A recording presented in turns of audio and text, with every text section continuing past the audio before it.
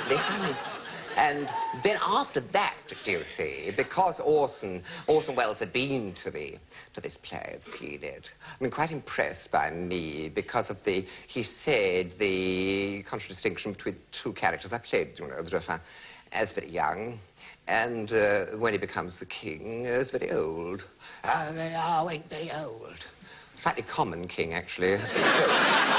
He was quite impressed by it and said, I'm doing a production of Moby Dick, my own adaptation of the Melville novel. I'd like you to be in it. There are lots of parts you can play. I said, oh, yes, I'd love to. So I went into it playing all these different parts. And I had about half a dozen parts, in fact. I was a lookout at one point. I had to keep running up and down saying, she blows a great white spout. This great white spout stuff. It's all about spermaceti whales.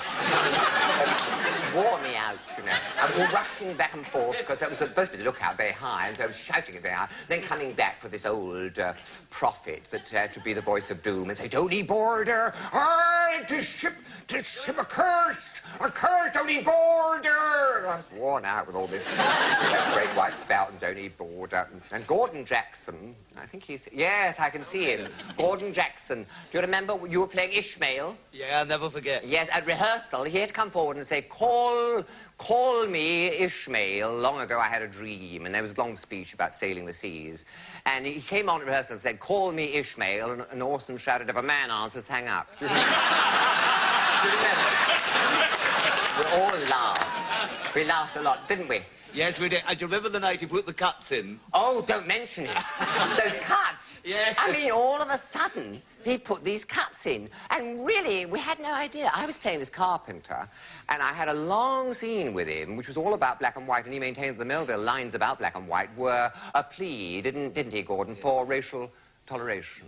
The black and the white. There were all these lines about the black and the white, and I had to say the leg would be made of ivory, the whiteness of white ivory, and the whiteness of brides. And I had to kneel to do this leg.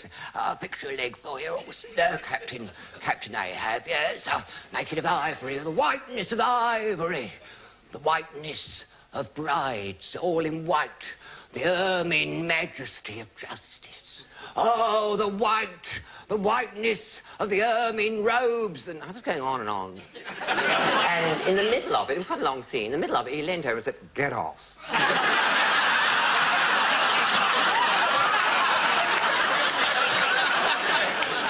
So, it was open stage production. There was no set. No set at all. So you could be seen, so there was nowhere to hide. So I got up and I did, yes. Good luck and God bless you. I was doing God bless you, sir. God bless you, sir. And may you sail the calm waters and rubbish just to get off. You see, and then I got off and you had to stand in the wings and freeze. They said, when you're in the wings, freeze, and then the audience won't look at you, you see. They did. Stuff comes off on your clothes.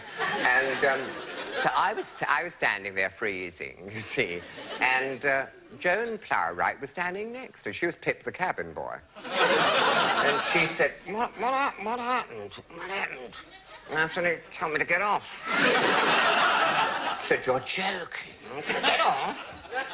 I said, yes, get off. I said, oh, charming, isn't it? Nice way to behave. I said, yes, big scene, cut 20 minutes. She said, oh, it's outrageous. Your whole scene gone. I said, yes, I'm gone. She's gone. She said, oh, who's next? I said, it's you. She...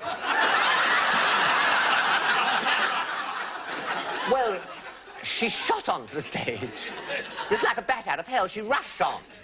She was playing Pip, this cabin boy, and she had to say, Captain, put thy hand in mine, the black with the white, thus shall whiteness become blackness, and black become whiteness, and all blackness shall be white, and white shall all be black. It's part of this thing about the racial thing, you know. Again, so she'd rush on and do this. Well, she was in a terrible panic. So she shot on, and Billy Chappell had said, go between Orson's legs and make the crucifix sign, do you remember, of suffering? He said, do it like that. So the black and the white, you see, and suffering, make it the whole thing suffering. Oh, Captain, put thy hand in mine. So she shot on and banged into him, and he said, and she bawled out, put the black in mine, the hand in mine, the black and white, and black should become whiteness, and whiteness should become blackness, and blackness should become... And it sounded like a sort of mad advert for Homo. of course. I mean, the first night we'd all been, it was about 3.5 hours. We'd been there till about 11:30, and the next night we were all out and in the pub by 9.